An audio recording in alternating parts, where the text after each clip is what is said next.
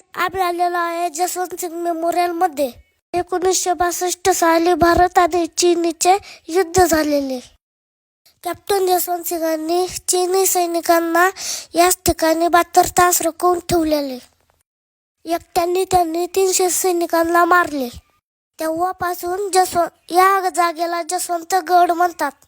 या वीर सैनिकाला माझा सलाम. जय हिंद, जय भारत. याच ठिकाणी त्यांच्या शेवटच्या वस्तू आहे. बाण.